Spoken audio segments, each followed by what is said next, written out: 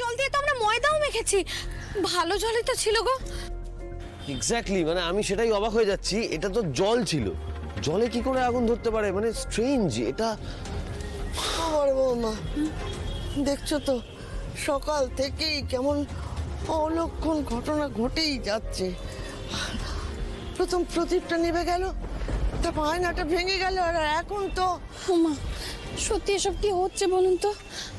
আচ্ছা মা, বলছি আমাদের কি বিপদ আদৌ কেটে গেছে নাকি আরো কোনো বড় পাড়া বাকি আছে বলুন তো? কি করে বলি বলো তো মা, সব ওই মা দুর্গাই জানেন। তুমি রক্ষা করো মা গো, সবাইকে রক্ষা করো। রক্ষা নেই, রক্ষা নেই, কারোর রক্ষা নেই।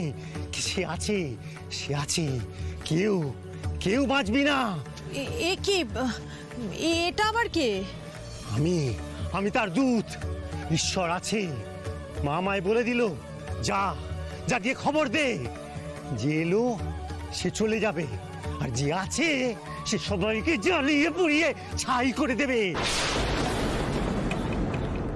যা যা যা, চলে যা, যা যা যা এখান থেকে যা।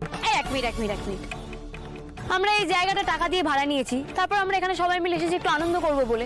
আপনি ঈশ্বরের নামে বুঝুকি দিয়ে আমাদের এখান থেকে চলে যেতে বলছেন, কেন যাবো শুনি? এই তোর মা দুর্গা তোর কানে কানে বুঝি বলে দিয়ে গেছে যে সে আছে? হ্যাঁ, তবু তো তাকে টের পাস না? সে তোদের রক্ষা করছে। কই তার বেলায় বুঝলো কি নয়?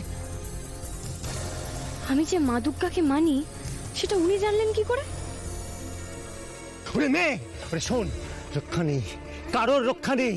শোন, যে আছে তার শক্তিকে অবজ্ঞা করিস না, অবজ্ঞা করিস না। কেউ বাঁচবি না, সবগুলোকে জ্বালিয়ে পুড়িয়ে ছাই করে দেবে। যা যা যা, বেরিয়ে যা, চলে যা, সব চলে যাবে। যা আলাক নিরঞ্জন, যা যা, সব শেষ হয়ে যাবে, সব জ্বলে পড়ে যাবে, সব জ্বলে পড়ে যাবে। No. I'm not okay with this place. Only I think this place is extremely haunted.